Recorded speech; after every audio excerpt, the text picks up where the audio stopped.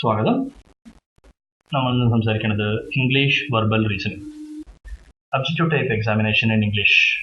Objective English questions നോക്കുമ്പോൾ ഒരു ചോദ്യം കോംപ്രിഹെൻഷൻ ആയിരിക്കും. നമ്മൾ വായിച്ചതിൽ നിന്നും ആ പാരാഗ്രാഫിൽ നിന്നും നമുക്ക് എന്ത് മനസ്സിലായി?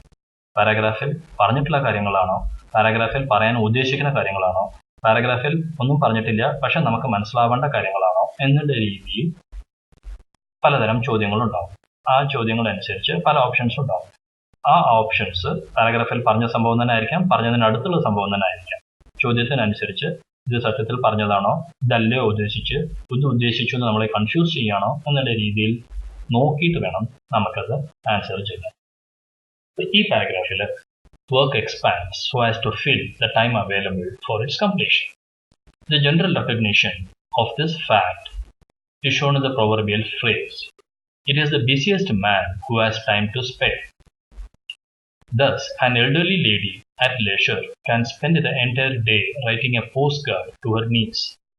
An hour will be spent in writing a postcard, another hunting for the spectacles, half an hour to search for the address, an hour and a quarter in composition, and 20 minutes in deciding whether or not to take an umbrella when going to the pillar box in the street. The total effort that could occupy a busy man for 3 minutes, all told, may be, in this fashion, leave another person completely exhausted after a day of doubt, anxiety, and toil.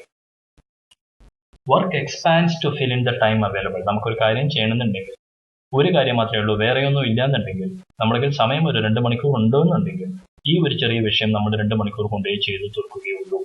നമ്മൾ 1 minute കൊണ്ട് ചെയ്ത് തീർത്തിട്ട് വേറെ ഒരു പണിക്ക് നമ്മൾ പോകാറില്ല. Work expands to fill in the time available. ഇതാണ് ഇതിന്റെ ബേസിക് സ്ട്രക്ചർ.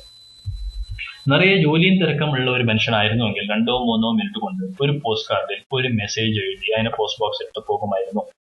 പക്ഷേ വീട്ടിൽ വേറെ പണിയൊന്നും ഇല്ലാതെ ഇരിക്കുന്ന ഒരു അമ്മച്ചിയാണെങ്കിൽ അവർക്ക് ഒരു കത്ത് എഴുതണമെന്ന് തോന്നുകയാണെങ്കിൽ കന്നഡ എവിടെ നിന്ന് തിരയുന്നത് മുതൽ ഏത് അഡ്രസ്സിൽ എഴുതണം എന്നുള്ളത് വരെ എന്ത് ഇംഗ്ലീഷോ തമിഴോ മലയാളമോ എഴുതി തീർക്കണം, എന്തൊക്കെ വാക്കുകൾ എഴുതിക്കണം, ആ ഡ്രാഫ്റ്റിങ്, ആ ലെറ്റർ ഡ്രാഫ്റ്റിങ്ങിന് ഒരു 2-3 മണിക്കൂറും ചെലവാക്കി അതിനുശേഷം പോസ്റ്റ് ബോക്സിലിടണോ, പോസ്റ്റ് ബോക്സിലിടാൻ നടന്നു പോകാൻ കുടകൊണ്ട് പോകണോ എന്നുള്ളത് വരെ പലതും നമ്മൾ ചിന്തിച്ച് ആലോചിച്ച് സമയം ചെലവാക്കിയിട്ടാണ് നമ്മൾ ഒരു ലെറ്ററിനെ കൊണ്ടുപോയി പോസ്റ്റ് ചെയ്യുന്നത്. എന്ന് വെച്ചാൽ വേറെ പണിയൊന്നും ഇല്ലാന്നുണ്ടെങ്കിൽ രാവിലെ മുതൽ വൈകുന്നേരം വരെ നമുക്ക് ഈ ഒരു പോസ്റ്റ് കാർഡ് എഴുതാം. പക്ഷെ പല തിരക്കിട്ട പണികളുടെ ഇടയിൽ നമ്മളൊരു ലെറ്ററും അയക്കുകയാണെങ്കിൽ 2 മിനിറ്റ് കൊണ്ട് ഒരു പോസ്റ്റ് കാർഡിൽ 2 പേര് എഴുതി നമ്മൾ അയക്കുമായിരുന്നു എന്നുള്ളതാണ് ഇവർ പറഞ്ഞു വരുന്നത്.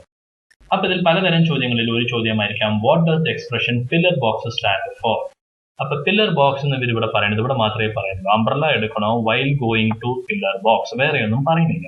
ഇതിൽ നിന്ന് നമ്മൾ മനസ്സിലാക്കേണ്ടത് എന്താണെന്നാണ് അവർ ചോദിക്കുന്നത്. അപ്പൊ നമ്മൾ post box on A pillar എന്നുള്ള ഉത്തരം ഉണ്ടെങ്കിൽ അത് എഴുതാം.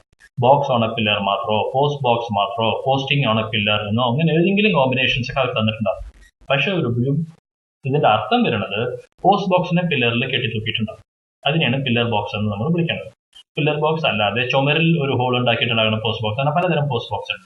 പില്ലർ ബോക്സ് എന്നത് പോസ്റ്റ് ബോക്സ് പില്ലറിൽ കെട്ടിത്തൂക്കിയത്. അപ്പോൾ post box on the pillar എന്ന ആൻസർ വരുന്ന ഓപ്ഷൻ വേണം നമ്മൾ ചൂസ് ചെയ്യാൻ.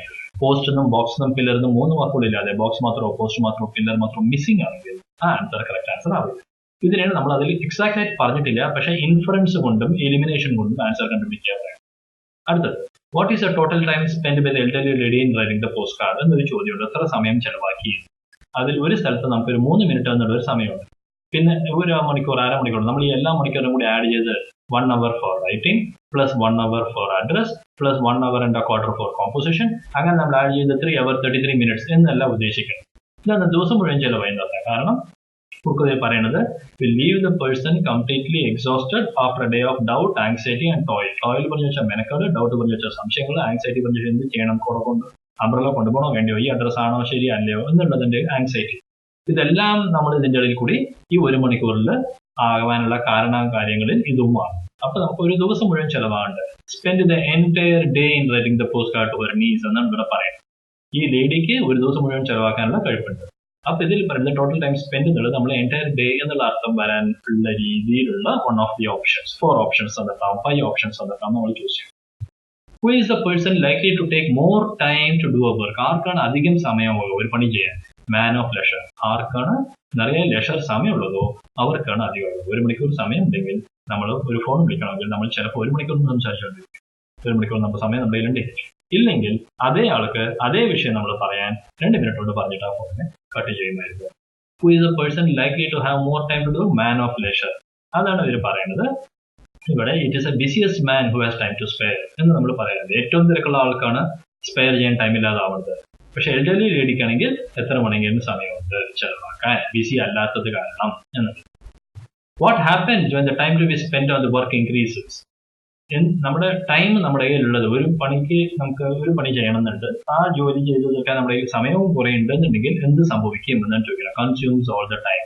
ആ വർക്ക് നമ്മുടെ കയ്യിലുള്ള സമയത്തിനെ മുഴുവനെയും കൺസ്യൂം ചെയ്യും എന്ന് നമ്മൾ അർത്ഥം കൊടുക്കുക. കാരണം എന്താ, work expands to fill in the time available. The busiest man has time to spare എന്നാണ് ഇവർ പറയുന്നത്. അപ്പോൾ work expands, consumes all the time. ഇങ്ങനെയാണ് നമ്മൾ കോംപ്രിഹെൻഷൻ ക്വസ്റ്റ്യൻസ് ആൻസർ ചെയ്യുന്നത്. English comprehension objective types. നന്ദി, നമസ്കാരം.